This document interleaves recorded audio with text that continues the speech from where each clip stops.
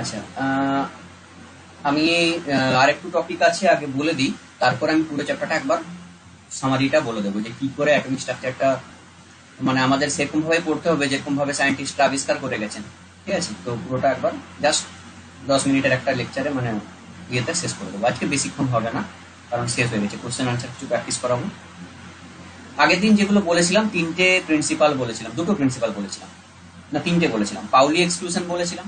Paoli exclusion principal নাম অনেক বড়, কিন্তু কিছু নেই ভিতরে। কি বলা হয়েছে যে চারটে যে কোয়ান্টাম নাম্বার বলেছিলাম, azimuthal quantum number, magnetic quantum number, principal quantum number, azimuthal quantum number, magnetic আর স্পিন, এই চারটে কোয়ান্টাম নাম্বার।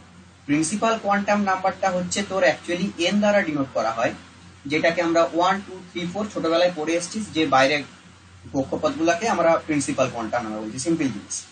যখন চলে এলাম আমরা হচ্ছে তোর অ্যাজুমিথাল কোয়ান্টাম নাম্বার। অ্যাজুমিথাল কোয়ান্টাম নাম্বারের ক্ষেত্রে জাস্ট কেন এলো অ্যাজুমিথাল কোয়ান্টাম নাম্বার, যখন আমরা প্রিন্সিপাল কোয়ান্টাম নাম্বার বলছি তখন বাইরের যে সার্কুলার অরবিট গুলো বোর বলে দিয়ে গিয়েছিলেন সেগুলোকে ধরছি, কিন্তু যখন আমরা অ্যাজুমিথাল কোয়ান্টাম নাম্বার বলছি তখন আমাদেরকে বুঝতে হবে যে বাইরে যে গোল গোল সার্কুলার যে অরবিট গুলো আছে সেই অরবিটের মধ্যেও কিছু আরো এনার্জেটিক্যাল অরবিট আছে, বা যার অস্তিত্ব পাওয়া গিয়েছে পরে, মানে লাইন স্পেকট্রামের মাঝে ফাইন স্পেকট্রাম কিছু পাওয়া গিয়েছিল বলেই কোয়ান্টাম নাম্বার নেক্সট আবিষ্কার করা হয়েছিল, অ্যাজিওমিথাল কোয়ান্টাম নাম্বার, যেটাকে সামারফিল্ড প্রথমে কে দ্বারা ডিনোট করেছিল, কিন্তু পরবর্তীকালে সেটাকে এল দ্বারা ডিনোট করা হলো। জাস্ট একটা ডিফারেন্স যে বোরের কোয়ান্টাম নাম্বার 1 থেকে স্টার্ট হয়, 1 2 3 4 5 6 এরকম ভাবে চলে, কিন্তু যখন আমরা অ্যাজিওমিথাল কোয়ান্টাম নাম্বার বলবো তখন সেখানে চলে আসবে n-1, মানে হচ্ছে কি না তোর যেটা 1 নম্বর অরবিট তার কোয়ান্টাম নাম্বার 0, যেটা 2 নম্বর অরবিট তার 1, যেটা 3 নম্বর তার থেকে 1 বাদ দিলে 2, এইভাবে কন্টিনিউ হবে। Next magnetic quantum number. Magnetic হচ্ছে জাস্ট তিনটে ডাইরেকশনে ভেঙে যাবে, দুটো ডাইরেকশনে ভেঙে যাবে, একটা নিউট্রাল আর দুটো প্লাস মাইনাস। ঠিক আছে, একটা নিউট্রালে থাকবে আর দুটো প্লাস মাইনাস। যদি আমরা ধরে নে চারটে অরবিটাল যে পড়লাম এসপিডিএফ, মেনলি চারটেই আমরা পড়েছি অ্যাজুমিথাল থেকে, তো এস এর ভ্যালু হচ্ছে 0, এস এর ভ্যালু হচ্ছে 0, কারণ 1 থেকে 1 বাদ দিলে 0। পি এর ভ্যালু 1, 2 থেকে 1 বাদ দিলে 1। ডি এর ভ্যালু হচ্ছে 3 থেকে 1 বাদ দিলে 2, আর এফ এর ভ্যালু হচ্ছে 4 থেকে 1 বাদ দিলে 3। এবারে যখন 0 কে আমরা ডিভাইড করব, 0 তো নিউট্রাল, তাহলে তার ম্যাগনেটিক কোয়ান্টাম নাম্বারও 0ই থাকবে, কারণ সেই 0 কে আর লেফট রাইটে ভাগ করা যাবে না। কিন্তু 1 কে ভাগ করতে গেলে তিনটে কোয়ান্টাম নাম্বার পাবো, তিনটে ম্যাগনেটিক কোয়ান্টাম নাম্বার পাবো, যেগুলো হচ্ছে -1 +1 আর মাঝখানে 0। ঠিক আছে, -1 +1 0 এগুলো হচ্ছে এদের নাম্বারস গুলো, কিন্তু তোকে যখন কটা পাচ্ছি তখন তোকে বলতে হবে তিনটে পাওয়া যাচ্ছে। ঠিক আছে, তার মানে তিনটে ঘর হয়ে যাচ্ছে তখন ভাগ। ঠিক আছে, তাহলে পি এর তিনটে ঘর, ডি এর কটা ঘর, ডি থাকার জন্য থাকবে 5টে ঘর, কারণ আমার কোয়ান্টাম নাম্বার আছে 3, সরি 2 আছে, 2 থাকা মানে -1 -2 0 +1 +2, তাহলে টোটাল 5টা ডিজিট হচ্ছে, 5টা ডিজিট থাকার জন্য 5টে ঘর হয়েছে। এফ এর ক্ষেত্রে সেম ভাবে 7 হবে, দেখ 3 এদিকে 3 ওদিকে 3, 6টা আর মাঝখানে 0, 7টা, -1 -2 -3 0 +1 +2 +3, 7টা ঘর হচ্ছে, তাই এফ এর 7টা ঘর। এবারে স্পিন কোয়ান্টাম নাম্বার, প্রতিটা ঘরে কটা করে ইলেকট্রন থাকে, যেটা আমরা দুটো করে বলেছি। তো এস এর ক্ষেত্রে একটা ঘর 2টো ইলেকট্রন। ঠিক আছে, পি এর ক্ষেত্রে 3টে ঘর 6টা ইলেকট্রন, ডি এর ক্ষেত্রে 5টা ঘর 10টা ইলেকট্রন, এফ এর ক্ষেত্রে 7টা ঘর 14টা ইলেকট্রন, ব্যাস এইটুকু। নেক্সট আমরা পাউলি এক্সক্লুশন প্রিন্সিপালে বলেছি যে এই চারটে quantum number never be same, কোনোদিনও সেম হতে পারে না, চারটে কোয়ান্টাম নাম্বার সবসময় ডিফারেন্ট হবে। যদি এন এল এম মানে প্রিন্সিপাল, অ্যাজুমিথাল আর হচ্ছে ম্যাগনেটিক কোয়ান্টাম নাম্বার একইও হয়ে যায়, সেই স্পিনে এসে দেখা যাবে একটা ক্লকওয়াইজ স্পিন করলে একটা অ্যান্টি ক্লকওয়াইজ স্পিন করছে, যেটাকে আমরা +1/2 -1/2 দিয়ে ডিনোট করেছি। ঠিক আছে, তাহলে চারটে quantum number never be same. ঠিক আছে, ইন এ অরবিট, একটা অরবিটের মধ্যে চারটে কোয়ান্টাম নাম্বার কখনোই সেম হতে পারে না, এটা পাউলি এক্সক্লুশন প্রিন্সিপাল। হুন্সটা কি? হুন্সটা বলা হয়েছে যে এই ঘরগুলো আমার প্রথমে, এই যে ঘরগুলো ফিল আপ করেছি, ঠিক আছে, এই ঘরগুলো আমার প্রথমে ভর্তি হবে কিভাবে না, হচ্ছে তোর সিঙ্গেল সিঙ্গেল করে আগে ফিল আপ হবে, এখানে একটা ঢুকলো, তারপরে এখানে একটা, তারপরে এখানে একটা, তারপরে ফিল আপ হওয়ার পরে আবার নতুন করে শুরু হবে। এর মানে এই নয় যে আমি ডবল ডবল করে ফিল আপ করতে থাকবো, এটা ভুল প্রসেস। ঠিক প্রসেস কোনটা না, 1 2 3 4, যদি 4টা ইলেকট্রন থাকে এইভাবে ফিল আপ না করে এইভাবে ফিল আপ করতে হবে। ফার্দার তোরা 12 ক্লাসে পড়বি, দেখবি যে এই ডি অরবিটাল কিভাবে স্প্লিট করে যায়। কারণ আমি যখন ডি অরবিটালের শেপ পড়িয়েছিলাম তখন মনে কর বলেছিলাম যে ডি অরবিটালের মধ্যে কিছুগুলো থাকে যেগুলো বিটুইন দা এক্সিস থাকে, এক্সিসের মাঝখান দিয়ে লোবগুলো পাস করছে, এগুলোকে লোব বলা হয়। ঠিক আছে, এগুলোকে লোব বলা হয়। তো এই ডাম্বেল শেপের যে লোব, এই লোবগুলো হচ্ছে এক্সিসের মাঝখান দিয়ে পাস করছে। আবার কিছুগুলো ক্ষেত্রে দেখা যায় যে এক্সিসের উপর দিয়ে পাস করছে। যেগুলো এক্সিসের উপর দিয়ে পাস করছে সেগুলোর এনার্জি হাই থাকার জন্য যখন 12 ক্লাসে কোঅর্ডিনেট কেমিস্ট্রি পড়বি তখন ডি অরবিটালকে আমরা এই যে পাঁচটা মানে ঘর আছে, এই পাঁচটা ঘরকে দুভাগে ভাগ করবো। উপরে থাকবে দুটো, নিচে থাকবে তিনটে। এই দুটোর এনার্জি বেশি হওয়ার জন্য এগুলো এনার্জেটিক্যালি হাই হয়ে যায়, তাই ভেঙে করে উপরে চলে যায়। ঠিক আছে, এগুলো আমরা পড়বো 12 ক্লাসে। এগুলো ফার্দার জিনিস। 12 ক্লাসের কোঅর্ডিনেট কেমিস্ট্রি খুব ইন্টারেস্টিং চ্যাপ্টার, বোঝার চ্যাপ্টার, ভালো চ্যাপ্টার। ঠিক আছে, তো আমি পড়াবো তোদের 12 ওঠার আগে আমি এগুলো শুরু করবো। ঠিক আছে, যাও দেখ।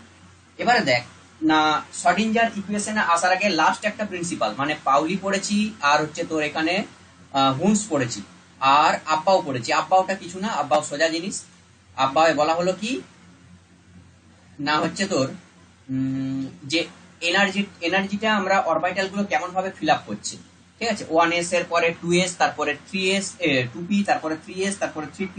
কিন্তু সমস্যা হয়ে যাচ্ছে যে আমরা দেখতে পাচ্ছি যদি আমরা এইভাবে ফিল আপ করি, যদি আমরা এইভাবে ফিল আপ করি তাহলে আমরা কি দেখতে পাচ্ছি যে 1s হচ্ছে, 2s হচ্ছে, 2p, 3s, 3p, তারপরে 3d ফিল আপ না হয়ে হয়ে যাচ্ছে 4s।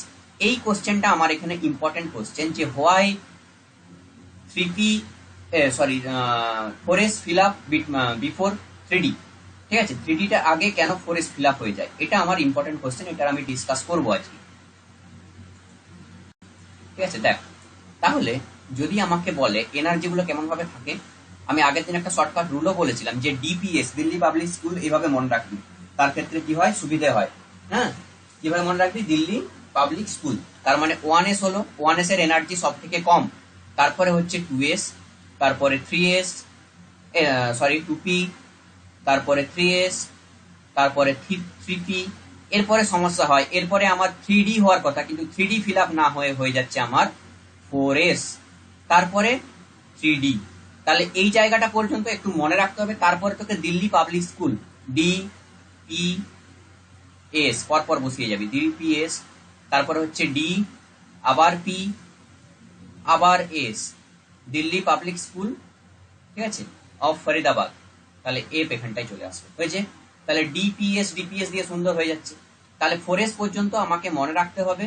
এবারে আমরা দেখব যে কিভাবে আমরা এটাকে নাম্বারিংটা করব। ঠিক আছে, ডিপিএস ডিপিএস লিখে দিলাম। এটা মনে রাখার টেকনিক হচ্ছে প্রথম একটা দিল্লি পাবলিক স্কুল, তারপরে হচ্ছে Delhi public school of Faridabad. এটা জাস্ট মনে রাখার টেকনিক। যখন ইলেকট্রন ফিল আপ করবে পিরিয়ড টেবিলে তখন ঝ্যাট ঝ্যাট তোকে করতে হবে। ঠিক আছে, তখন বসে বসে এনার্জি কাউন্টিং করলে আর হবে না। ঠিক আছে, ঝ্যাট ঝ্যাট বসাবে। এবারে আমরা এখানে করব কি যে 4s। ঠিক আছে, 4s এর পরে আমরা এখানে করব 3d, কারণ 3d টা বাদ রয়ে গেছে। এবারে 3 এর তো তিনটে হয়ে গেছে, 3 এর তিনটা ঘর, এস পি ডি। 4 এর ক্ষেত্রে চারটে ঘর, তাহলে এস, তাহলে এটাও পি হবে, 4p। ঠিক আছে, এবারে 4 এর এস হয়ে গেছে, তাহলে এটা কার এস হবে, নিশ্চয়ই 5 এর হবে, তাহলে 5s হয়ে গেল। এরপরে 4 এর এস, 4 এর পি, তাহলে 4 এর ডি বাকি আছে, 4 এর ডি করলি, 4 এর পি করলি, হয়েছে। সরি, 4 এর পি হয়ে গেছে একবার, তাহলে এটা হয়ে যাবে 5 এর পি, এটা হয়ে যাবে আমার 5 এর পি, হয়েছে। 5 এর এস হয়েছে, তাহলে 5 এর পি। এবারে আসছি 6s, তারপরে আসছি 5 এর এফ, কারণ 5 এর ক্ষেত্রে এফ অরবিটাল চলে আসছে। তো এইভাবে ফিল আপ হচ্ছে আমার। ডি এর পরে 3d, তারপরে 4s, হ্যাঁ 4s, তারপরে 3d, তারপরে তোর হচ্ছে 4p, তারপরে 5s, তারপরে 4d, তারপরে 5p, তারপরে 6s। দেখতে পারিস তোরা এইভাবে এখানে 1s, 2s, 2p, 3s, 3p, 4s, 3d, 4p, 5s।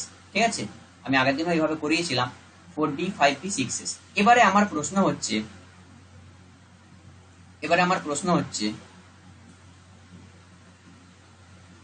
why 4s filled up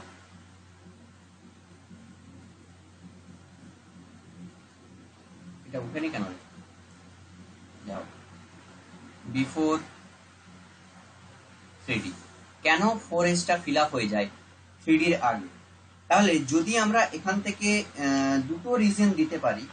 একটা হচ্ছে কি, যে আমরা এস এর ক্ষেত্রে ক্যালকুলেট করব কোয়ান্টাম নাম্বারটা, এস এর ক্ষেত্রে ক্যালকুলেট করব কি কোয়ান্টাম নাম্বারটা, যে যদি আমরা 3D এর ভ্যালুটা ধরি, যদি আমরা 3D এর ভ্যালুটা ধরি, এখানে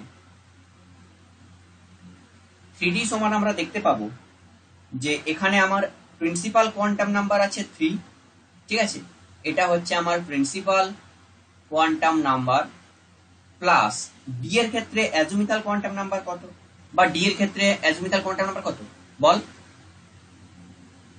2। Very good. তাহলে এটাকে আমরা সেকেন্ডারি কোয়ান্টাম নাম্বার বা অ্যাজিমুথাল কোয়ান্টাম নাম্বার বলতে পারি। তাহলে এই দুটো যোগ করলে আমরা দেখতে পাচ্ছি 5 হচ্ছে, ঠিক আছে।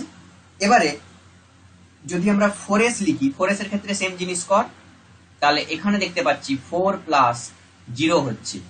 তাহলে যেখানে আমরা ধরেছিলাম এস এর মানটা কত, এস এর মান 0 ধরেছিলাম, তাই তো, পি এর মান 1, ডি এর মান 2, এফ এর মান 3। এর কারণ হচ্ছে এন সমান এল সমান এন মাইনাস 1। এই ফর্মুলাটা আমরা এখানে পুট করেছি, জাস্ট, আর কিছু না। যে প্রিন্সিপাল কোয়ান্টাম নাম্বারের ভ্যালু যত, তার থেকে আমরা 1 বাদ দিয়ে দেবো, ঠিক আছে। এইটুকু জিনিস, এইটা, আর কিছু বোঝার নেই, হয়েছে। এবারে দেখ না, এই যে 4 প্লাস 0, এখানে আমরা 4 পাচ্ছি। তাহলে এখান থেকে আমরা বলতে পারি কি, এখানে তোকে এক্সপ্লেনেশন এটা দিতে হবে, এটা বোর্ডের কোশ্চেনও আসে, যে এন প্লাস এল এর ভ্যালু, এটা আমরা কার কাজ যোগ করেছি, প্রিন্সিপাল প্লাস অ্যাজিমুথাল। তাহলে এন প্লাস এল এর ভ্যালু যেখানে বেড়ে যাচ্ছে, তার এনার্জিটা কি হয়ে যাচ্ছে, হাই হয়ে যাচ্ছে, ঠিক আছে। তো এনার্জিটা হাই হয়ে যাওয়ার কারণে সেই অরবিটালটা পরে ফিল আপ হচ্ছে, যার এনার্জি কম সে আগে ফিল আপ হচ্ছে, ঠিক আছে। এর এনার্জি, এর হচ্ছে এন প্লাস এল এর ভ্যালু কত, 5, এর এন প্লাস এল এর ভ্যালু 4। তার মানে এর ভ্যালুটা বেশি হয়ে যাচ্ছে এর থেকে। এর কারণে কি হচ্ছে, এখানে এনার্জিটিক্যালি এটা হাই, এটা লো। তাহলে যার এনার্জি লো সে আগে ফিল আপ হবে, তারপরে যার এনার্জি হাই সে ফিল আপ হবে, ঠিক আছে। কিন্তু এই রুলের এক্সেপশন বা ব্যতিক্রম দেখা যায় কোথায়, ল্যান্থানাইট এলিমেন্টদের ক্ষেত্রে। ল্যান্থানাইট পড়বি কোথায় না, ল্যান্থানাইট হচ্ছে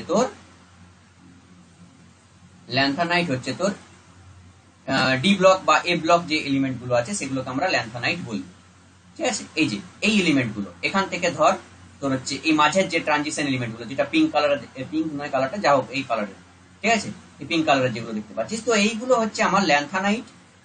আর একটা আসবে তোর অ্যাক্টিনাইট, ঠিক আছে। এর মাঝখানে ল্যান্থানাইট আর অ্যাক্টিনাইট আছে আর কি, যেগুলো ল্যান্থানাইট, এই ব্লকের গুলো অ্যাক্টিনাইট বলা হয়। তো এই দুটোর ক্ষেত্রে আমরা কিন্তু এই তোর হচ্ছে, ভুল বললাম, এইটা ল্যান্থানাইট সিরিজ আর এটা হচ্ছে অ্যাক্টিনাইট সিরিজ, এটা ডি ব্লক, ঠিক আছে। তো এ ব্লকের এই দুটো রোয়ের ক্ষেত্রে আমরা কিন্তু এখানে তোর হচ্ছে কি দেখতে পাবো, ব্যতিক্রম বা এক্সেপশনাল দেখতে পাবো, ঠিক আছে। এবারে দেখ না, তাহলে এখানে এটা লিখে রাখবি, এই রুল কিন্তু ল্যান্থানাইটের ক্ষেত্রে কাজ করবে না, ল্যান্থানাইটের ক্ষেত্রে কাজ করবে না এই রুল, ঠিক আছে। এটা হচ্ছে এক্সেপশনাল কেস।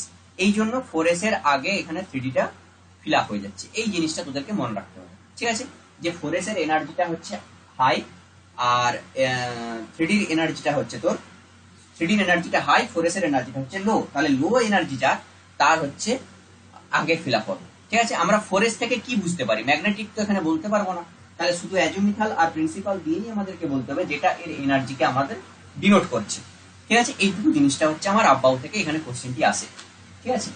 আচ্ছা, নেক্সট যদি আমরা আসি,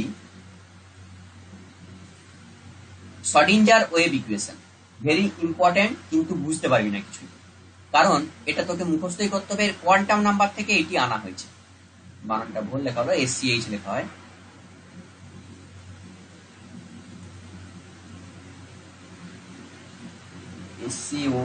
SCHRO,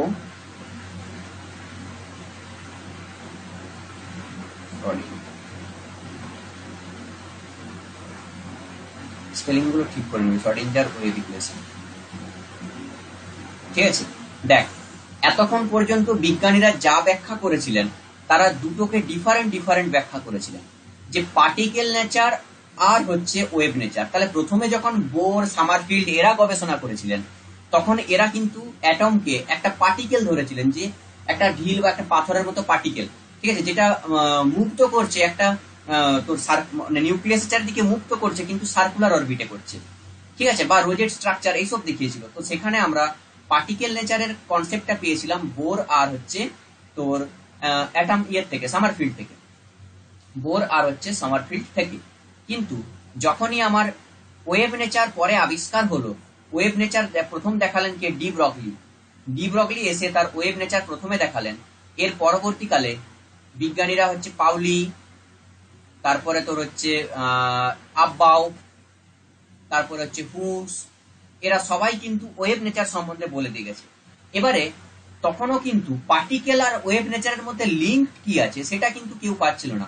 পার্টিকেল থেকে তো আমরা বলেছিলাম যে একটা নিউক্লিয়াস যদি এটা হয়, একটা ইলেকট্রন হচ্ছে রোজেট স্ট্রাকচার বা গোলাপের পাপড়ির মতো দেখতে এরকম স্ট্রাকচারে তাকে মুভ করে যাচ্ছে due to its precessional motion. Precessional motion মানে হচ্ছে যদি একটা হাতের বালা বা হাতের একটা চুড়িকে তোরা ঘুরাস জোরে, ঠিক আছে, বা একটা 10 টাকার কয়েনকে ঘোরাস, দেখতে পাবি যে কয়েনটাকে প্রথমে তোর হচ্ছে তার হাই স্পিডে ঘুরছে যখন, তখন তার এক্সিস বরাবর ঘুরছে, এইভাবে এক্সিস বরাবর ঘুরছে। কিন্তু যখনই এর মোশনটা স্লো হয়ে যাচ্ছে বা যখনই এদের স্পিডটা কমে যাচ্ছে, তখনই কিন্তু আর এইভাবে ঘুরছে না, তখন পুরো এক্সিসটাকে নিয়ে ঘুরছে, এই পুরো এক্সিসটাকে নিয়ে ঘুরছে। দেখেছিস তো এটা, যে পুরো সার্কামফারেন্স বরাবর ঘুরে বা পেরিমিটার বরাবর ঘুরছে, পরিধিটা বরাবর ঘুরছে, ঠিক আছে।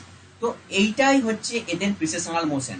একটা কেপলারস ল অনুযায়ী 10 ক্লাসে পড়েছিস যে একটা হচ্ছে তোর ইলিপসের মধ্যে বা ইক্লিপসের মধ্যে, একটা ইক্লিপসের মধ্যে একটা ইলেকট্রন তার দুটো ফকির মধ্যে যে কোনো একটা ফকিতে থাকতে পারে, তার দুটো ফকির মধ্যে যে কোনো একটা ফকিতে থাকতে পারে। ফকি মানে হচ্ছে নাভি, যেমন এটা একটা ফোকাস হতে পারে, এটা একটা ফোকাস হতে পারে। তাহলে এই দুটো ফোকাসকে যখন আমরা প্লুরাল নাম্বারে বলবো তখন এটাকে বলা হচ্ছে ফকি। তাহলে দুটো ফকির মধ্যে যে কোনো একটা ফকিতে ফোকাসে থাকতে পারে কে? সান, ঠিক আছে। আর সানের ব্যাপারটাই এখানে আমি নিউক্লিয়াস দিয়ে বোঝাচ্ছি। তাহলে নিউক্লিয়াস হচ্ছে যে কোনো একটা ফোকাসে থাকবে আর ইলেকট্রন একে গোল গোল করে ঘুরছে। তাহলে ইলেকট্রন যখন একে গোল গোল করে ঘুরছে, দুটো পসিবিলিটি থাকতে পারে। একটা হচ্ছে ইলেকট্রন নিউক্লিয়াসের সব থেকে কাছে আসবে যখন এই এরিয়াটার মধ্যে থাকবে, ঠিক আছে। আর যখন দূরে চলে যাবে তখন এর হচ্ছে অ্যাট্রাকশন ফোর্সটা অনেকটাই দুর্বল হয়ে পড়বে, যার ফলে ইলেকট্রনটা হালকা ঘুরবে, মানে স্পিডটা কমে যাবে, ঠিক আছে। একটা ম্যাগনেটের সামনে যখন একটা পেরেককে আনা হয় বা একটা পিনকে আনা হয় তখন সেটা স্পিডটা বেশি হয়ে যায়, কিন্তু সেটাই যখন দূরে রাখা হয় তখন তার স্পিডটা কমে যায়। ব্যাপারটা একই। এর যে অ্যাট্রাকশন ফোর্স এই দূরে যখন থাকবে তখন এই পজিশনটাকে পারহেলিয়ান পজিশন বলছে, আর যখন সামনে থাকবে তখন সেই পজিশনটাকে অ্যাফেলিয়ান পজিশন বলছে। দুটো পজিশন, নামগুলো একটু দেখে নিবি কোনটা কার ছিল, আমার ঠিকঠাক খেয়াল নেই। পারহেলিয়ান একটা, অ্যাফেলিয়ান একটা। পারহেলিয়ান অ্যাফেলিয়ান পড়িয়েছি আমি, বলে দিচ্ছি দাঁড়াও। দুটো পজিশনের ক্ষেত্রে হচ্ছে একটাকে ম্যাক্সিমাম ডিস্টেন্সের একটা নাম হয় আর একটা মিনিমাম ডিস্টেন্সের একটা নাম হয়, ঠিক আছে। এই দুটো পজিশনের ক্ষেত্রে যখন ইলেকট্রন কাছে থাকবে তখন ফার্স্ট মুভ করছে, তখন সে নিজের এক্সিস বরাবর ঘুরছে। কিন্তু যখন সে দূরে চলে যাচ্ছে, স্পিডটা কমে যাওয়ার কারণে সে পুরো এক্সিসটাকে নিয়ে ঘুরছে, যেটা আমরা কোনো একটা হাতের বালা বা চুড়ি বা 10 টাকার একটা কয়েনকে যদি গোল করে ঘোরানো হয় তখন দেখতে পাই যে এইভাবে ঘুরছে, সার্কামফারেন্স বরাবর এইভাবে ঘুরছে, ঠিক আছে। মানে দুলে দুলে ঘুরছে, ধীরে সুস্থে দুলে দুলে ঘুরছে। এইবারে আস্তে আস্তে থেমে যায় এইভাবে। তো এইভাবে স্ট্রাকচারটা হওয়ার জন্য এদের নিউক্লিয়াসকে এরা রোটেট করে। একবার ফার্স্ট ঘুরছে মানে নিজেও ঘুরছে আর পুরো এক্সিসটাকে নিয়েও ঘুরছে, নিজেও ঘুরছে পুরো এক্সিসটাকে নিয়েও ঘুরছে। এইভাবে ঘুরতে ঘুরতে একটা স্ট্রাকচারের জন্ম দেয় যেটাকে বলা হচ্ছে রোজেট স্ট্রাকচার। কারণ এটা ঠিক গোলাপের পাপড়ির মতো দেখতে আমার লাগছে না, শর্ডিঞ্জারের এই সামারফিল্ডের লেগেছিল তাই এটাকে রোজেট নাম দিয়েছে, যদি এটা গোলাপের পাপড়ির মতো দেখতে নয়, ঠিক আছে। তো সামারফিল্ডের কোথাও না কোথাও লেগেছিল এটাকে, তাই এটাকে নাম দিয়েছে রোজেট। কিন্তু তখনও পর্যন্ত কিন্তু ওয়েভ নেচার আর পার্টিকেল নেচারের যে মিক্সচার সেটাকে তৈরি করা হয়নি। যে কিভাবে আমরা পার্টিকেল নেচারের সঙ্গে ওয়েভ নেচারকে কানেক্ট করব, সেটা এলো যখন 1913 না একটা সামথিং সাল আছে। তো সেখানে হচ্ছে যখন শর্ডিঞ্জার তার কোয়ান্টাম মেকানিক্স দিয়ে, ঠিক আছে, কোয়ান্টাম মেকানিক্স দিয়ে এই মডেলটাকে এক্সপ্লেন করলো। এবং সে হচ্ছে কি না এই particle nature, particle plus wave, এই দুটো নেচারকে মিক্সচার করে একটা ইকুয়েশন দিল, যে ইকুয়েশনটা মুখস্থ তোদেরকে করতেই হবে কারণ ইকুয়েশন এখন বুঝতে পারবি না। যে ডেল স্কয়ার, কেমন ভাবে মনে রাখবি, del square by del x square, যেমন ডেরিভেটিভ করি সেটা ডবল ডেরিভেটিভ বলা হয় এটাকে, ঠিক আছে, plus del square by del y square plus del square by del z square, ঠিক আছে, এটা এলো। এবারে এটা হচ্ছে ওয়েভ ইকুয়েশন যেহেতু, তাহলে ওয়েভ নেচারটাকে এক্সপ্লেন করার জন্য একটা সিম্বল ইউজ করা হলো যেটাকে আমরা বলছি সাই, ত্রিশূলের মতো দেখতে, এটাকে সাই বলা হয়। এটা হলো ওয়েভ ফাংশনের একটা ডিনোশন, বা ওয়েভ ফাংশনকে ডিনোট করার জন্য আমরা এই চিহ্নটা ইউজ করে থাকি। ফিজিক্স ক্লাসে তোরা এটা বেশি ইউজ করবি, কারণ এটা ফিজিক্সে বেশি আছে ওয়েভ তৈরির ব্যাপার। তো সাই হচ্ছে একটা ওয়েভ ফাংশন। এবারে এই সাইটাকে এখানে পুট করা হলো যে del square psi by del x square, del square psi by del y square, del square psi by del z square. এটা গেল আমার হচ্ছে কি নেচার, ওয়েভ নেচার। এবারে পার্টিকেল নেচারকে মিক্সচার করব। তাহলে পার্টিকেল নেচারে আমরা কি কি পেয়েছিলাম, ম্যাক্স প্ল্যাঙ্ক থেকে পার্টিকেল নেচারটা হয়ে আসছি। তাহলে ম্যাক্স প্ল্যাঙ্ক থেকে আমরা মনে কর দুটো জিনিস পেয়েছিলাম, যে একটা হচ্ছে তোর মোট শক্তি, আর একটা হচ্ছে মোট এনার্জি, টোটাল এনার্জি, আর একটা হচ্ছে তোর পোটেনশিয়াল এনার্জি। এনার্জিটাকে যখন এক্সপ্লেন করেছিলাম তখন আমরা এই ফর্মুলাটা এখানে এক্সপ্লেন করব, যে 8 pi square m by h into e minus v. এটার প্রুফ আছে, অনেক বড় একটা প্রুফ আছে, ঠিক আছে। তো এই প্রুফটা তোদের এখন দরকার নেই, এটা আমরা গ্রাজুয়েশনে সেকেন্ড ইয়ারে করি, ঠিক আছে। তো এটা হচ্ছে তোদের দরকার নেই, তাও আবার কেমিস্ট্রি নিয়ে পড়লে, কেমিস্ট্রি বা ফিজিক্স নিয়ে পড়লে অনার্স করলে পারবে, ঠিক আছে। তো এই শর্টিঞ্জার ওয়েভ ইকুয়েশন পড়তে গেলে কোয়ান্টাম মেকানিক্স জানতে হবে, সাই এর ভ্যালু জানতে হবে, অনেক ফর্মুলা জানতে হবে। তো তোদের এত কিছু লাগবে না, শুধু তোরা ফর্মুলাটা মুখস্থ করবি, ঠিক আছে। যে 8 pi square m, 8 pi square m by h, এটা হচ্ছে তার particle nature. 8 pi square m by h into e minus h square, হ্যাঁ, ইন্টু ই মাইনাস ভি, তার সঙ্গে সাই গুণ আছে, ইকুয়ালস টু 0। ব্যাস, এইটুকু হচ্ছে আমার ইকুয়েশন। তাহলে এটা গেল আমার ওয়েভ নেচার, এটা গেল পার্টিকেল নেচার, হয়েছে। এবারে আমরা জানবো কোনটা কি। তাহলে সাই তো ওয়েভ ফাংশন আমরা জেনে গেছি। এবারে এমটা হচ্ছে মাস অফ ইলেকট্রন, এগুলো বলতে হবে না নিশ্চয়ই, এখানে ইলেকট্রন নিয়েই বলছি আমি। তাহলে মাস অফ ইলেকট্রন, ইটা হচ্ছে total energy of electron, total energy of electron. ভিটা হচ্ছে পোটেনশিয়াল এনার্জি অফ ইলেকট্রন, ঠিক আছে। আর এদিকে আছে তোর যেটা তোর এক্স ওয়াই জেড, সেগুলো হচ্ছে আমার কোঅর্ডিনেট। মানে যদি আমরা বলি, তোরা ফিজিক্স ক্লাস তো স্যার করিয়েছেন মনে হয়, যে একটা আমরা x axis, y axis, z axis, তাহলে আমরা ধরে নিলাম বাড়ির একটা কর্নার ধর, যে কোনো একটা কর্নার, কর্নারের উপরটাকে ধর, উপরের দিকে যে দেওয়ালটার মানে দুটো দেওয়ালের যেখানে মিট হচ্ছে, ঠিক আছে। তো সেটাকে ধরে নে জেড অ্যাক্সিস, আর নিচে একটা এক্স ধরে নে, একটা ওয়াই ধরে নে, যা হোক একটা ধর। আর মাঝখানে ধরে নে স্পেসের মধ্যে, ঠিক আছে, স্পেসের মধ্যে একটা পয়েন্ট আছে ধরে নে এরকম জায়গায়, এটা হচ্ছে মাঝখানে এরকম পজিশন, এটা দেখাতে পারবো না এখানে আমি। তো এটাকে ধরে নিবি যে হচ্ছে আমার, এটা হচ্ছে একটা পয়েন্ট। দাঁড়া, আর একটা ট্রাই করানো যেতে পারে। এই জন্য তোদের অনলাইন পড়ানোটা ভালো, এখানে রিপ্রেজেন্টেশনটা ভালো করানো যায়।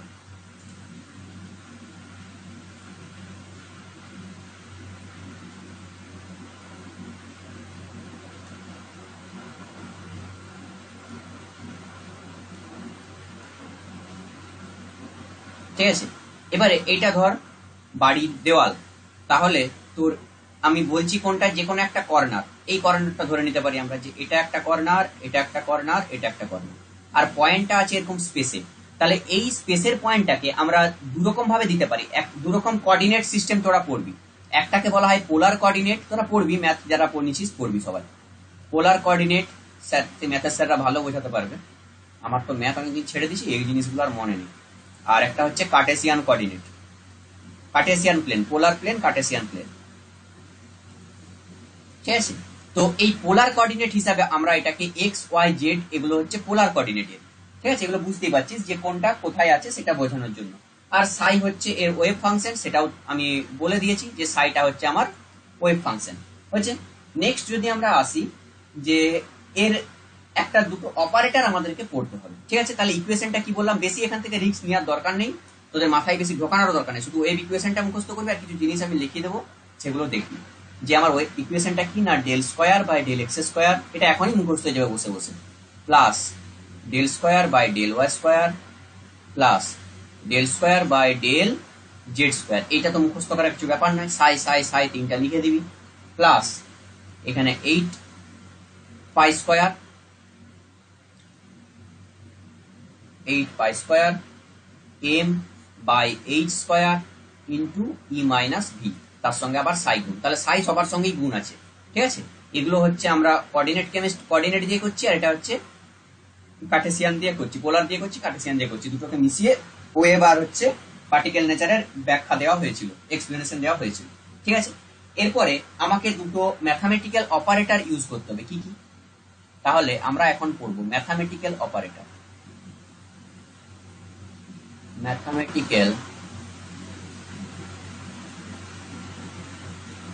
অপারেটর, ম্যাথামেটিক্যাল অপারেটরকে আমরা একটা সাইন দেখাবো, সেটা হচ্ছে, এটা অ্যাডভান্সের ক্ষেত্রে এই জিনিসগুলো হালকা আসে, মানে খুব কম নলেজের কোশ্চেন আসে অ্যাডভান্স লেভেলে, বুঝতে পারলি? কারণ কোয়ান্টাম অনেক টাফ জিনিস, আর তোদের এখন মাথায় ঢুকবে না। এই তোরা 10 থেকে উঠে যদি কোয়ান্টাম বোঝার চেষ্টা করিস তাহলে কি করে হবে, মাথায় ঢুকবে। তো এখানে একটা এইচ এর মাথায় ক্যাপ বলা হয়, এটাকে এইচ ক্যাপ, ক্যাপ মানে টুপি। ঠিক আছে, তো এইচ ক্যাপ বলবি, এটাকে কি বলবি? H cap. এইটাকে বলা হয়, এটা একটা অপারেটর। অপারেটর মানে কি? যে অপারেট করে। ঠিক আছে, ধর আমরা যে কোনো একটা জিনিসকে ধরতে পারি, সেই যে আমি লিখছি এখানে ট্যাবলেটে, গ্রাফিক্স ট্যাবলেটে লিখছি, পেন ট্যাবলেটে লিখছি, এখানে এটা কনভার্ট হয়ে ল্যাপটপের স্ক্রিনে দেখাচ্ছে, তাহলে এটা একটা অপারেট করছে ফাংশনকে। ঠিক আছে, একটা ফাংশনকে জাস্ট অপারেট করছে, আমি যা লিখছি সেটার মিরর তোকে দেখাচ্ছে। ঠিক আছে, তো এইটাকে বলা হচ্ছে অপারেটর। তো এই এইচ ক্যাপটা হচ্ছে একটা অপারেটর, যার নাম হচ্ছে হ্যামিল্টনিয়ান অপারেটর। হ্যামিল্টনিয়ান অপারেটর,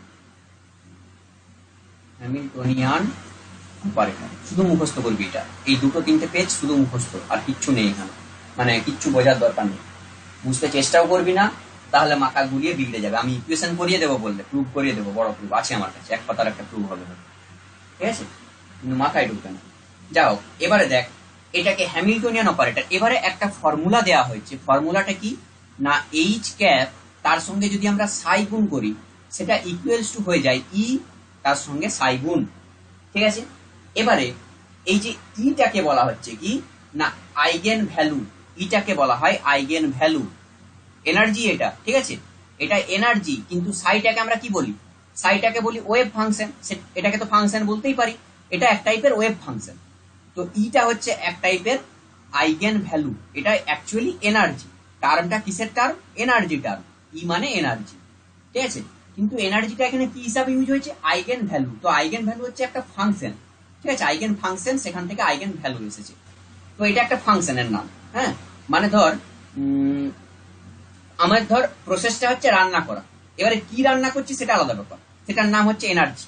কিন্তু প্রসেসটা কি? প্রসেসটা হচ্ছে রান্না করা, কুকিং।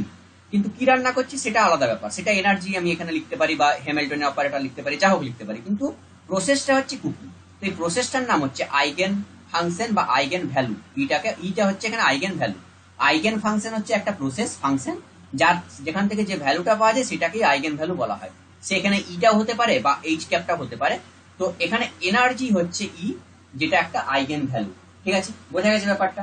এবারে বলা হয়েছে কি যে ই এর প্রতিটা ভ্যালুর জন্য সাইয়ের একটা করে ভ্যালু পাওয়া যাবে। তাহলে ই এর প্রতিটা ভ্যালুর জন্য সাইয়ের একটা করে ভ্যালু পাওয়া যাবে, যাকে আইগেন ফাংশন বলা হচ্ছে। তাহলে সাই একটা কি? সাইটা হচ্ছে ওয়েভ ফাংশন, আমি আগেই বলেছি ওয়েভ ফাংশন। কিন্তু এখানে ই মানে এনার্জি, সাই মানে ওয়েভ, তাহলে এই ফাংশনটার নাম হচ্ছে, সাই হচ্ছে একটা eigen function. Sai is a eigen function, আর ই হচ্ছে আইগেন ভ্যালু। ঠিক আছে, সাই হচ্ছে আইগেন ফাংশন, ই হচ্ছে আইগেন ভ্যালু। ওকে, নেক্সট, একটু দাঁড়া, একটু ওয়েট করে, একটা জিনিস বলে দিচ্ছি, একটু দাঁড়া।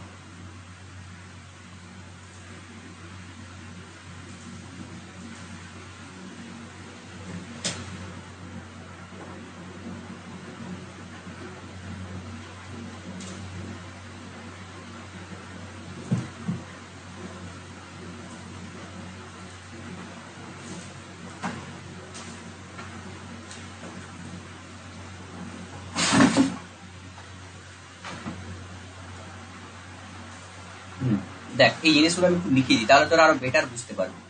ঠিক আছে, যে অপারেটর কি, এগুলো কি, যেগুলো লিখে দিই, হ্যাঁ, তাহলে মনে হয় ভালো হবে। আচ্ছা, এই জিনিসটা বোঝা গেছে, এটা একটা জাস্ট ফর্মুলা। তাহলে দুটো ফর্মুলা পড়বি, শর্ডিঞ্জার ইকুয়েশন আর এই একটা ফর্মুলা। এখানে কোনটা কি সেটা মনে রাখতে হবে। তার আগে আমি একটা জিনিস পড়িয়ে দিই, আমার মনে হয় সেখান থেকে ভালো বুঝতে পারবি তোরা। এটাকে আগে লেখ। ঠিক আছে, তাহলে এত বকলাম অপারেটর কপারেটর, যদি মাথায় না ঢুকে থাকে আর একবার আমি বলে দিচ্ছি অপারেটর কি, ডেফিনেশনটা লিখে দিচ্ছি। সিম্পল ডেফিনেশন, যে an operator is a symbol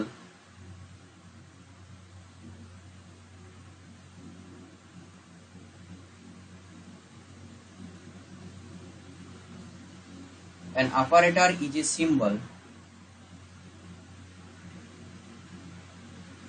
আমার স্পেলিং প্রচুর মিস্টেক হয়, তোরা ওগুলো ঠিক করে নি, that tells us to do something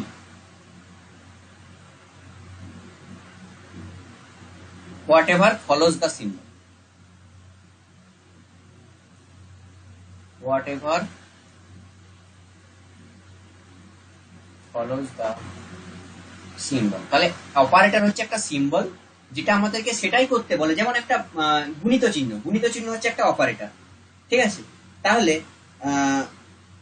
যদি আমরা বলি এখানে এ ক্যাপ হচ্ছে একটা অপারেটর, এ ক্যাপ একটা অপারেটর, ঠিক আছে। যদি এ ক্যাপ একটা অপারেটর হয়, ঠিক আছে, তাহলে এটা আমরা যদি গুণ করতে বলি, এটার মানে হচ্ছে লিনিয়ার অপারেটর, গুণ করা, এটার মানে হচ্ছে গুণ করা। তাহলে এটাকে যদি আমরা গুণ করতে বলি, যেখানে এক্স প্লাস ওয়াই আছে, তাহলে আমরা কি লিখবো এখান থেকে, x A cap plus Y A cap, just গুণ হচ্ছে। তাহলে এ একটা হচ্ছে মাল্টিপ্লিকেশনের অপারেটর। এই জাস্ট একটা এক্সাম্পল যে অপারেটর মানে এমন একটা সাইন যেটা আমাদেরকে বোঝাচ্ছে আমাদেরকে কি করতে হবে, ঠিক আছে, আর কিছু না, হয়েছে। এবারে দেখ, যখন আমরা পড়বো তোর হচ্ছে ধর আইগেন ভ্যালু আর আইগেন ফাংশন জিনিসটা কি।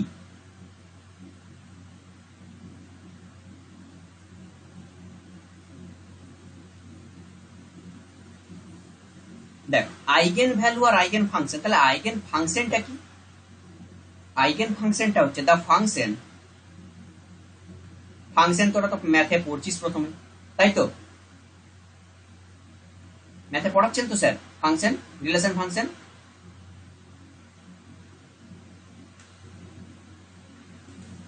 ম্যাথে স্যার কোনটা পড়াচ্ছে,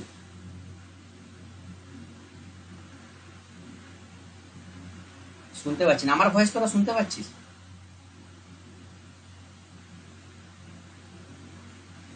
মেসেজ কর, মেসেজ কর, বুঝতে পারছি না।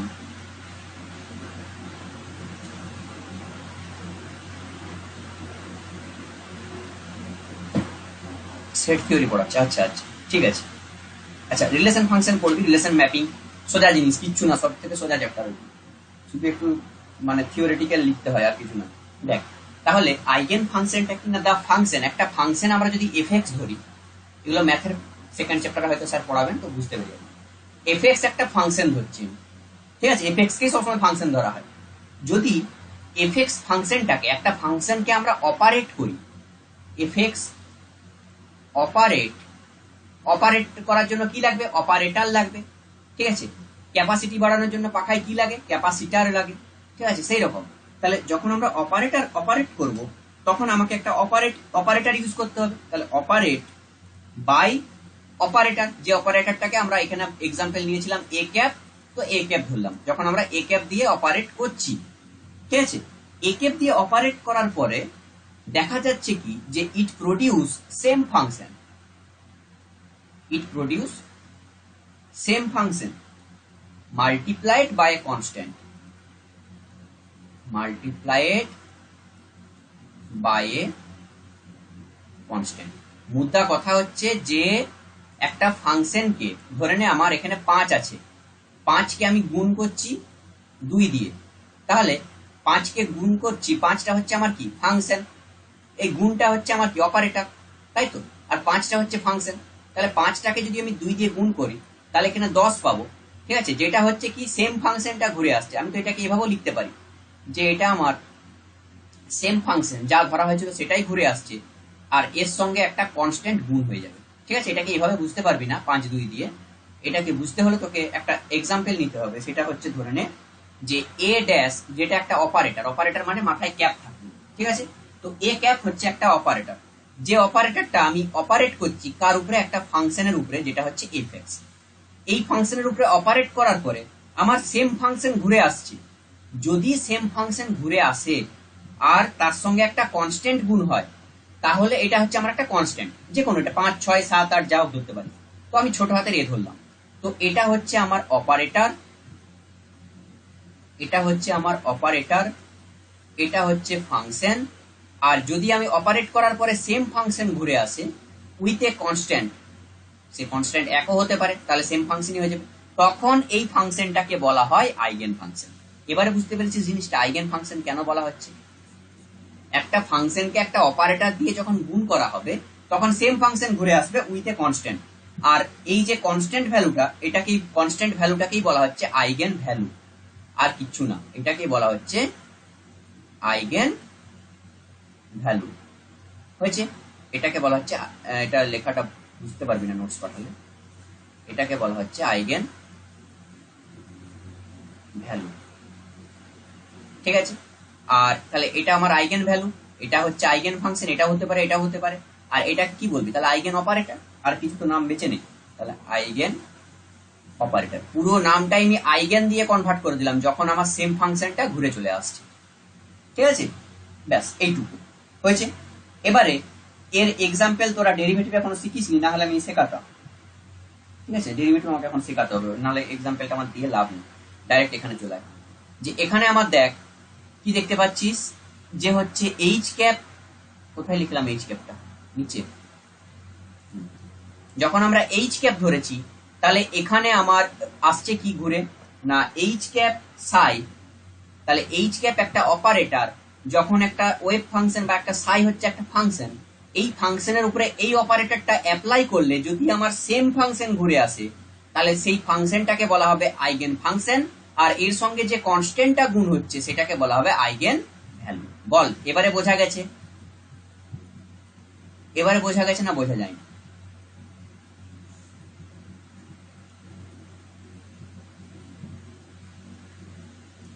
এটা আইগেন ফাংশন, এটা হচ্ছে অপারেটর, এর নাম হচ্ছে হ্যামিল্টনিয়ান অপারেটর। বল কার কার বুঝতে অসুবিধা আছে বল, এই জায়গাটা বোঝা গেছে? বাকিরা, শ্রেয়া, অর্ণবী, আচ্ছা সরোজ, বুঝতে পারা গেছে আইগেন ভ্যালু আর আইগেন ফাংশনের মধ্যে? ঠিক আছে, অরূপ,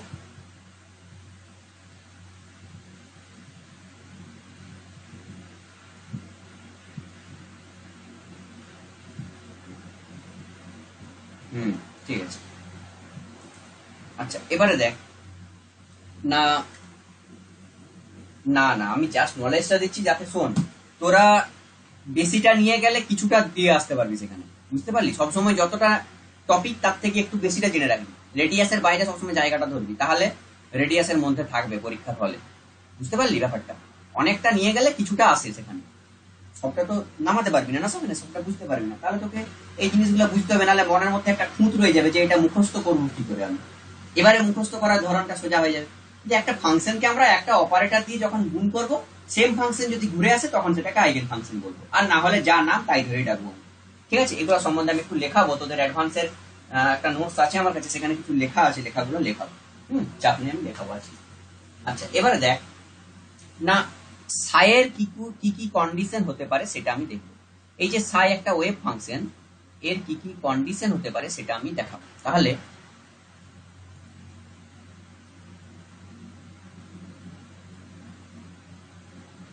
কন্ডিশনস অফ সাই, এগুলো শুধু অ্যাডভান্সের জন্য আমি করাচ্ছি, বুঝতে পারলি? বাকি নিট মেন কোনো কাজে লাগবে না, এগুলো শুধুমাত্র অ্যাডভান্সে লাগবে। অ্যাডভান্সের ডিটেল একটু কনসেপ্ট না থাকলে ওই কম্প্রিহেনশন টাইপের যে কোশ্চেন বা অ্যাসারশন টাইপের কোশ্চেন বা এগুলো করতে পারি না, যারা এমস দিবি তাদের ক্ষেত্রেও লাগবে।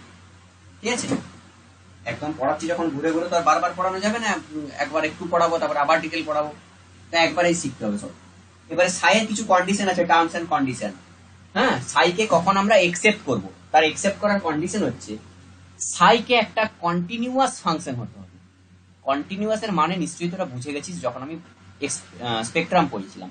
তাহলে সাইকে সবসময় কন্টিনিউয়াস ফাংশন হতে হবে, মানে এর একটা কন্টিনিউটি থাকবে, এরকম নয় যে এর গ্রাফটা আমি এখান থেকে শুরু করলে এখানেই পাবো, এরকম নয় যে এখানে একটা পাচ্ছি তারপরে এখানে একটা তারপরে এখানে একটা, ডিসকন্টিনিউয়াস হয়ে যাচ্ছে।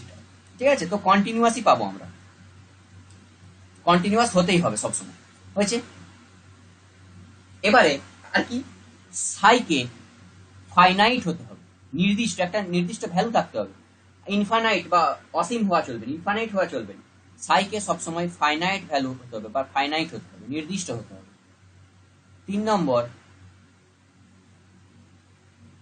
সাইকে সিঙ্গেল ভ্যালুড ফাংশন হতে হবে, এর একটা সিঙ্গেল ভ্যালু থাকতে হবে, সিঙ্গেল ভ্যালু, কোনো ডবল বা ট্রিপল ভ্যালু থাকবে না, সিঙ্গেল ভ্যালুড ফাংশন হতে হবে। ঠিক আছে, আচ্ছা লাস্ট ইম্পর্টেন্ট, এটা ইম্পর্টেন্ট, বলা হয়েছে কি যে সাইকে যদি আমরা সাই স্কয়ার ডি টাউ, সাই square d tau, D tau মানে হচ্ছে, টাউ মানে একটা হোল সাইকেল, ঠিক আছে, টাউ মানে হচ্ছে একটা হোল সাইকেল, মানে 360 ডিগ্রি, টাউ মানে হচ্ছে 360 ডিগ্রি, পাই মানে হচ্ছে 180, টাউ মানে 360, ঠিক আছে। এবারে টাউ মানে এখানে বলা হয়েছে কি যে ডিএক্স ডিওয়াই ডিজেড, মানে পুরো ব্রহ্মাণ্ড, একটা যখন 3D করে দিচ্ছি তখন পুরো স্পেসটা আমার চলে আসছে সেই জায়গাটা, তাহলে 3D মানে পুরো স্পেস, 2D মানে একটা দেওয়াল, ঠিক আছে, 3D মানে হচ্ছে পুরো জায়গাটা, তুই যেখানে বসে আছিস তার চারপাশ সব, ঠিক আছে। তার মানে এটা একটা সাইকেলকে রিপ্রেজেন্ট করছে, একটা সার্কুলার পাথকে রিপ্রেজেন্ট করছে। তাহলে এখান থেকে আমরা তো আগে বলে দিই যে ডি টাউ সমান আমরা লিখতে পারি ডিএক্স ডিওয়াই ডিজেড, মানে তিনটে এক্সিসের গুণফল বা তিনটে এক্সিসের প্রোডাক্ট, ঠিক আছে। তো সাই স্কয়ার ডি টাউ এ কে যদি আমরা ইন্টিগ্রেশন করি মাইনাস ইনফাইনাইট থেকে প্লাস ইনফাইনাইট, ঠিক আছে। আমি এর আগে একটা জিনিস বারবার বুঝিয়ে দিচ্ছি যে এই কথাটা তোরা মনে রাখবি, এখন তোদের 11 শুরুতেই কিছু ইন্টিগ্রেশন বা ডেরিভেটিভ লাগছে, ডেরিভেটিভে গুণ করা হয়, ইন্টিগ্রেশনে ডেরিভেটিভে ভাগ করা হয়, মানে এটাকে লেখা হয় ডি বাই ডিএক্স, আর ইন্টিগ্রেশনের ক্ষেত্রে গুণ করা হয়, ঠিক আছে। তাহলে কোনো একটা টার্মকে যখন আমরা ধরে নেই এক্স একটা টার্ম, ঠিক আছে, তাহলে যখন আমি এর ডেরিভেটিভ করব তখন আমাকে লিখতে হবে এক্স বাই ডিএক্স, মানে ডিএক্স বাই ডিএক্স আর কি, ঠিক আছে, এক্স বাই ডিএক্স। আর যখন আমি এটাকে ইন্টিগ্রেশন করব তখন লিখতে হবে এক্স ইন্টু ডিএক্স। তার মানে এখান থেকে তোরা বুঝতে পারছিস যে ডিএক্স হচ্ছে একটা ছোট অংশ, অনেকগুলো অংশের মধ্যে একটা ছোট পার্ট হচ্ছে ডিএক্স, ঠিক আছে, এটাকে আমরা ডিএক্স ধরেছি, আর এক্স হচ্ছে এর বড় পার্ট, ঠিক আছে। তাহলে এক্স এর সঙ্গে যখন আমরা ডিএক্স গুণ করবো তখন কি হবে, এক্স কে ডিএক্স দিয়ে ভাগ করলে কি হবে, তার মানে সোজা ভাষায় 50টা ধর চকলেট আমি 5 জন স্টুডেন্টের মধ্যে আমি দিয়ে দিচ্ছি, ঠিক আছে, 50টা চকলেট 5 জন স্টুডেন্টের মধ্যে দিয়ে দিচ্ছি, তাহলে এক্স এর জায়গায় 50 বসাবি, আর এখানে আমার 5 বসাচ্ছিস, ছোটটা 5, ঠিক আছে।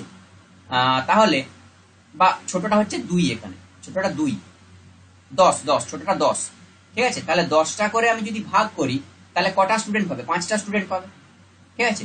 10টা করে চকলেট দিচ্ছি, 50টা চকলেটকে 10টা করে ভাগ করছি, তাহলে 5 জন পাবে। এখানে সেম কেস হচ্ছে গুণ করে, যে 50টা আমি 50টা তোর হচ্ছে চকলেট আছে, 10 জন 2 জন স্টুডেন্টকে দিচ্ছি, উল্টাটা হয়ে গেল, জাস্ট গুণ হবে, মানে 10 গুণিত 5 হবে, ঠিক আছে, যে 10-এর সঙ্গে 5টা গুণ করব, 10টা করে চকলেট দিচ্ছি 5 জন স্টুডেন্টকে। তার মানে ইন্টিগ্রেশন হচ্ছে আমাকে বড় করতে সাহায্য করে, গুণ মানে বড় করা, আর ভাগ মানে হচ্ছে বড় থেকে ছোট করতে সাহায্য করে, ঠিক আছে। এটাই জাস্ট ডিফারেন্স, একটা ভাগ হয় একটা গুণ হয়, হয়েছে। তো এই ডিফারেন্সটাই আমি এখানে লিখছি যে সাই স্কয়ার ডি টাউ এর ভ্যালুটা যদি আমি মাইনাস ইনফিনিটি থেকে প্লাস ইনফিনিটির মধ্যে ধরি, ইন্টিগ্রেশন মানে বড়, তাহলে ছোট জিনিসটাকে বড় করছি, ছোট জিনিসটাকে যখন গুণ করা হবে একটা সংখ্যার সঙ্গে কতবার গুণ করছি তাহলে সেটাকে আমরা বড় হয়ে যাবে সেটা, তাহলে এর ভ্যালুটা সবসময় কিন্তু 1 হতে হবে। 1 কেন হতে হবে, তার মানে একটা নিউক্লিয়াসকে ঘিরে তার 3D স্পেসে, একটা নিউক্লিয়াস ধর, একটা 3D যদি আমি ছবি আঁকি, তার এই জায়গাটায় নিউক্লিয়াস আছে, 3Dর মধ্যে আছে, 3Dর মধ্যে আছে, এভাবে 3Dর মধ্যে আছে, ঠিক আছে। তাহলে এই নিউক্লিয়াসকে ঘিরে তার যতটা এরিয়া আছে সেই এরিয়াতে ইলেকট্রনকে পাওয়ার প্রবাবিলিটিটা 1 হতে হবে। এই ডি টাউটা হচ্ছে probability function, psi square d tau হচ্ছে একটা প্রবাবিলিটি ফাংশন, প্রবাবিলিটি মানে চান্স, চান্স টু গেট। তাহলে psi square d tau equals to always হতে হবে 1, তার মানে কি না, there is a chance to find an electron, there is a chance to find an electron around the nucleus in a 3D space, ঠিক আছে, will be 1, always will be 1, ঠিক আছে।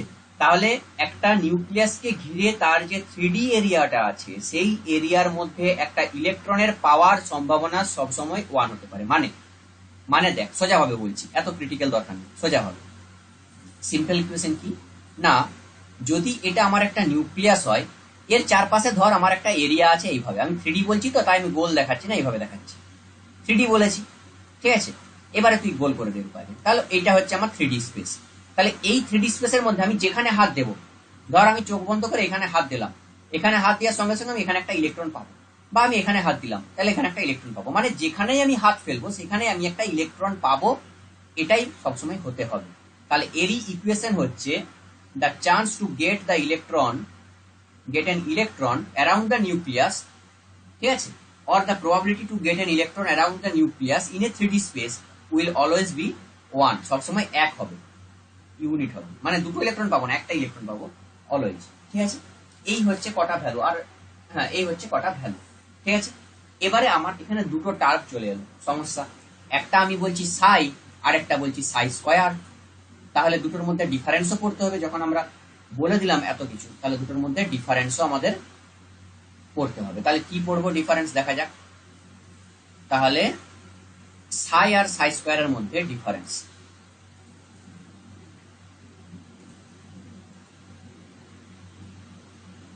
সাই আর সাই স্কয়ারের মধ্যে ডিফারেন্স, তাহলে এখানে বলছি আমি সাই, এখানে বলছি সাই স্কয়ার, ঠিক আছে। তাহলে সাইয়ের মানটা কিসের উপরে ডিপেন্ড করে, দেখ এগুলো বইয়েও পাবি, টেক্সট বইয়ে, আমি জিনিসটা বলছি, আমি শর্টে লিখছি, ভাষা লিখছি না, কোনো ল্যাঙ্গুয়েজ লিখছি না। সাইয়ের মানটা কিসের উপরে ডিপেন্ড করে না, ইলেকট্রনের পোলার কোঅর্ডিনেটের উপরে ডিপেন্ড করে। সাইয়ের মানটা ডিপেন্ডস অন পোলার কোঅর্ডিনেট, মানে এক্স ওয়াই জেড এর উপরে ডিপেন্ড করে, যে এক্স ওয়াই জেড এর ভ্যালু কোথায় সেখানে আমার সাইয়ের মানটা ডিপেন্ড করবে, ইলেকট্রনের সেটা পোলার কোঅর্ডিনেট, ঠিক আছে, এটাকে বলা হচ্ছে পোলার কোঅর্ডিনেট। এবারে সাই স্কয়ারের মানটা ডিপেন্ড করে একটা 3D স্পেসে, যেখানে যেটাকে বলা হচ্ছে ডি টাউ, এটা ডিপেন্ডস অন ডি টাউ, মানে হচ্ছে ডিএক্স ডিওয়াই ডিজেড, মানে একটা ছোট অঞ্চলে একটা স্মল স্পেসের মধ্যে কতটা আছে, ডি মানে স্মল স্পেসের মধ্যে, ডি ডেরিভেটিভ করা মানে কি বললাম, ছোট করা, ভাগ করছে মানে ছোট ভ্যালু দিবে, তাহলে যখনই ডেরিভেটিভ চলে আসছে তখন এটা স্মল স্পেসের মধ্যে হয়ে যাচ্ছে, এখানে আমার টোটাল স্পেস থাকছে, বা হচ্ছে তোর এর এক্স ওয়াই জেড কোঅর্ডিনেটের থাকার চান্স থাকছে, আর এর হচ্ছে ডিএক্স ডিওয়াই ডিজেড এর প্রোডাক্টে কোঅর্ডিনেটের উপরে থাকার চেষ্টা করছে। এই ডিফারেন্সটা পরীক্ষায় আসে এগুলো, ঠিক আছে। 2 নম্বর এ, যে এর ভ্যালুটা আমরা পজিটিভও পেতে পারি বা নেগেটিভও পেতে পারি, কিন্তু সাই স্কয়ারের ভ্যালু অলওয়েজ পজিটিভ হবে। এর কারণ কি, এর কারণ হচ্ছে সাই এর ভ্যালু যদি নেগেটিভও হয়, তাহলে দুটো নেগেটিভের গুণ করলে আমরা সাই স্কয়ারটা কি পাবো, পজিটিভ পাবো, তাহলে psi square will always be positive, হচ্ছে সাই স্কয়ারটা সবসময় পজিটিভ হবে, এটা মনে রাখবে। সাই এর ভ্যালুটা নেগেটিভ বা পজিটিভ হতে পারে, ঠিক আছে, কিন্তু সাই স্কয়ারের ভ্যালুটা অলওয়েজ পজিটিভ ভ্যালু পাবে। 3 নম্বর পয়েন্ট, যে এখানে হচ্ছে সাই একটা ওয়েভ ফাংশন, সাই একটা ওয়েভ ফাংশন, আর সাই স্কয়ার হচ্ছে একটা সম্ভাবনা, প্রবাবিলিটি। সাই হচ্ছে একটা ফাংশন, বা এটাকে বলা হচ্ছে ওয়েভ ফাংশন, যেখানে সাই স্কয়ার হচ্ছে একটা প্রবাবিলিটি ফ্যাক্টর বা সম্ভাবনা, চান্স টু গেট, ঠিক আছে, প্রবাবিলিটি, ঠিক আছে, এটা মানে হচ্ছে চান্স টু গেট, পাওয়ার সম্ভাবনা, ঠিক আছে। এই জিনিসগুলো এর মধ্যে রয়েছে, এটাই হচ্ছে আমার টোটাল যা পড়লাম যা শিখলাম তার মধ্যে এইটুকুটা রয়েছে, ঠিক আছে।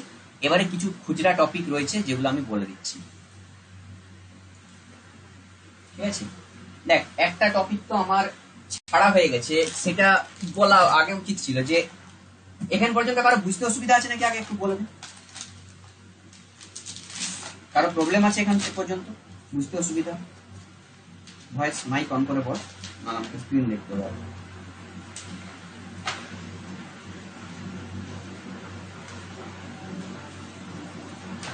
হ্যাঁ বল ওয়েট,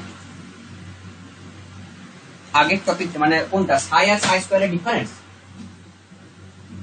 আচ্ছা দেখ, সাই আর সাই স্কয়ার, সাই মানে কি সিঙ্গেল একটা, সাই স্কয়ার মানে তার স্কয়ার হচ্ছে, তাহলে একটা নেগেটিভ বা পজিটিভ ভ্যালু এর হতে পারে, ঠিক আছে। আমি -1 বা +1 ধরতে পারি, কিন্তু যখনই -1 এর স্কয়ার করে দেবো বা +1 এর স্কয়ার করবো, সেটা অলওয়েজ প্লাস হবে, ঠিক আছে।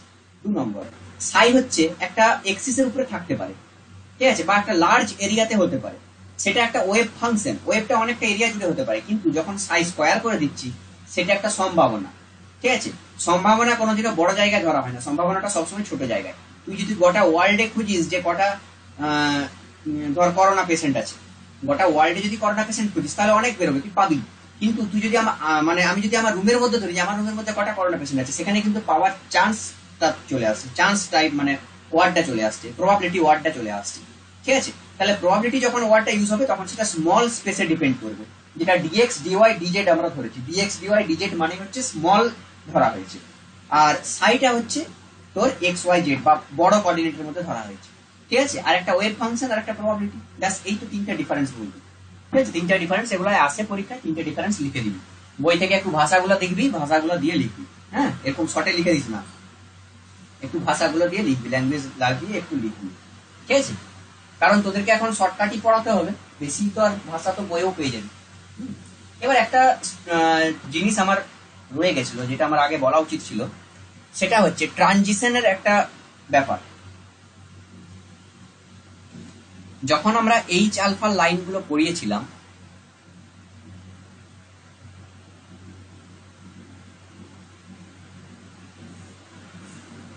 ফাইন স্ট্রাকচার অফ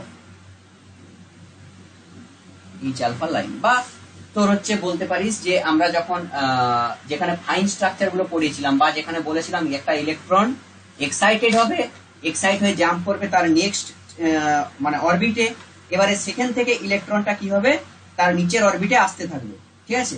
তো এই জিনিসটা যখন আমি বলেছিলাম সেখানে, তখন আমার এই টপিকটা বলা উচিত ছিল যে কটা ট্রানজিশন হতে পারে, কটা জাম্প করতে পারে। ধরে নে একটা ইলেকট্রন আছে কোথায়, n ইকুয়ালস টু 2, একটা ইলেকট্রন আছে আমার n ইকুয়ালস টু 2, আর এটা হচ্ছে n ইকুয়ালস টু 3, ঠিক আছে। তাহলে এখানে কটা হতে পারে? আচ্ছা, এবার আমাকে বল, এখান থেকে এখানে জাম্প করছি, এবারে ধর যেটা আমি n equals to h alpha line, যেটা এইচ এর ক্ষেত্রে বলেছিলাম, তাহলে হাইড্রোজেন স্পেকট্রাম যেটা বামারের পড়িয়েছিলাম, তাহলে সেখানে দেখ, সেখানে আমি বলেছিলাম যে একটা ইলেকট্রন সব সময় 2 নাম্বার স্টেট থেকে জাম্প করবে।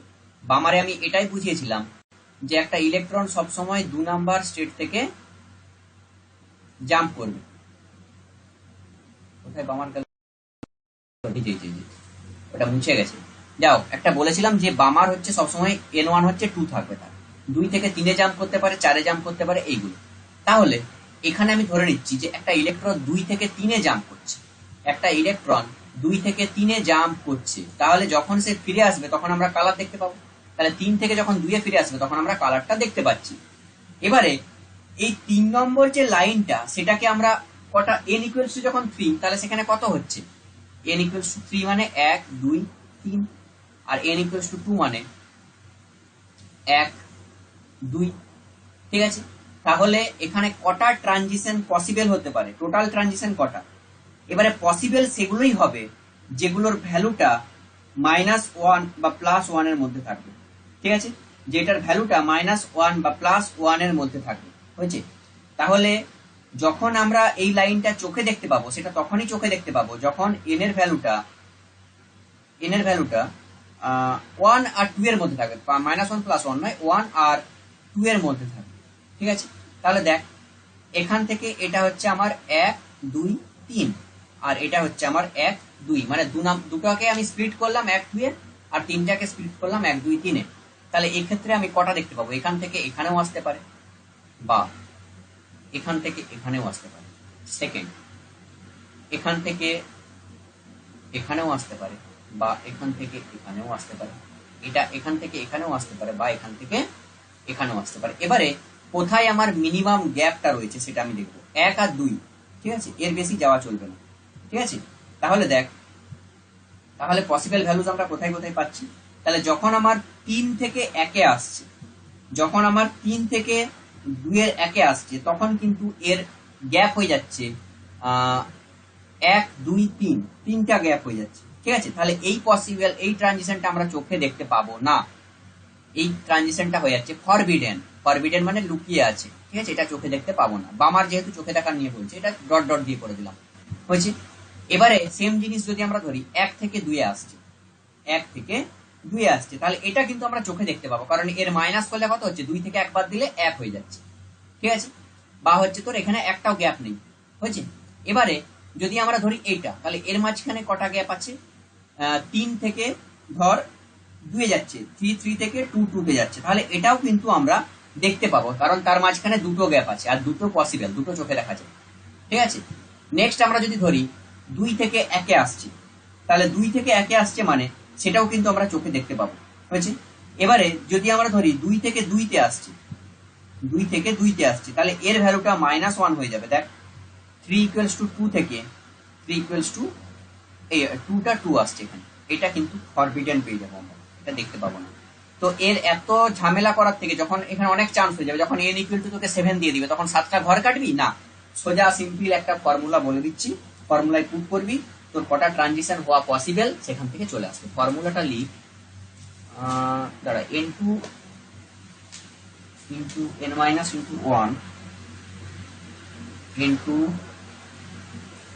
n2 minus n1, আর এখানে হচ্ছে into n2 minus n1 plus 1 divided by 2, ঠিক আছে। তাহলে নম্বর অফ স্পেকট্রাল লাইন, কটা স্পেকট্রাল লাইন বা কটা টোটাল আমরা ট্রানজিশন এখান থেকে পাবো, এই জিনিসটাই আমরা এখান থেকে দেখতে পাবো।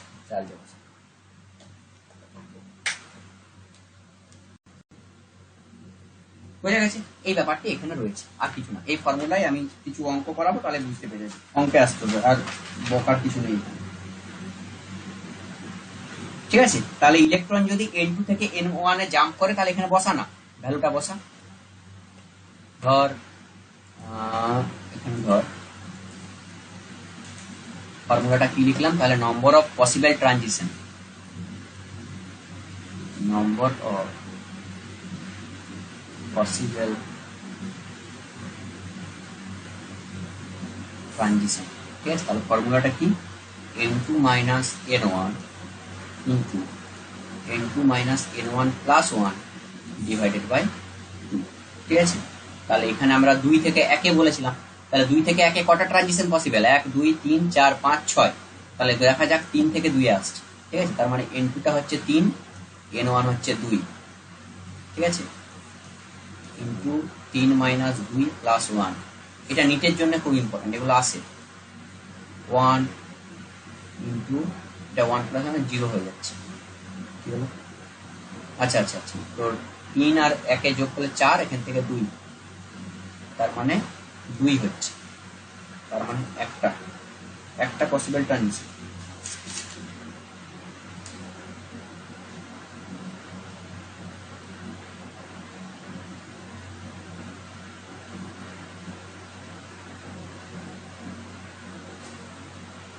-2, 3 থেকে 2 পেলাম তো এটা,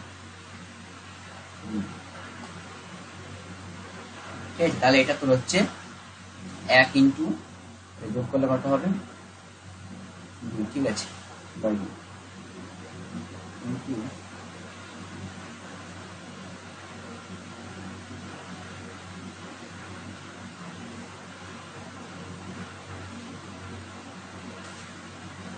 আচ্ছা ঠিক আছে, আরেকটা এক্সাম্পল দেখি। তোরা বল এখানে পর্যন্ত অসুবিধা আছে নাকি থিওরিতে? প্রবলেম করাচ্ছি, প্রবলেম করালে ক্লিয়ার হয়ে যাবে, বল। কারো বুঝতে বলছিলি, আগেরটা প্রবলেম ছিল সাই আর সাই স্কোয়ার, বুঝতে পেরেছিস? আমি প্রবলেম একটু বের করি, তারা প্রবলেম করা হয়, ছোটখাটো যে জিনিসগুলো রয়েছে ওগুলো মাথার মধ্যে ঢুকে যাবে।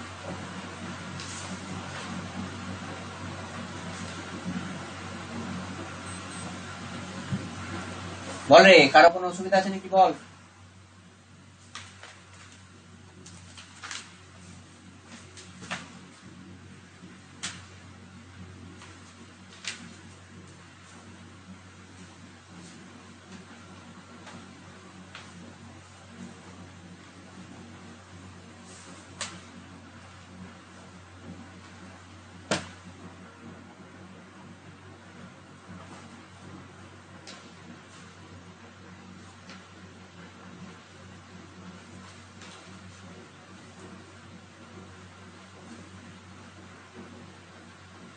আচ্ছা, একটা অঙ্ক তোদেরকে এবারে করতে হবে, তাই তো? অঙ্ক লিখ, কর।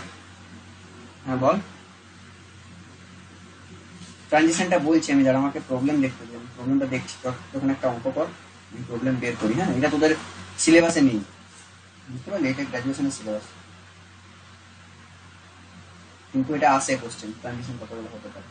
যাক, আমি প্রবলেম করাচ্ছি। আর একটা টপিক বাকি রয়েছে ছোট, এক্সচেঞ্জ এনার্জি, সেটা বলছি, আর কিছু লেখাবো। ততক্ষণ একটা ধর অঙ্ক কর, অঙ্ক দিচ্ছি আমি, আমি এটা বলছি, ওটা জিনিসটা আমাকে দেখতে হবে একটু।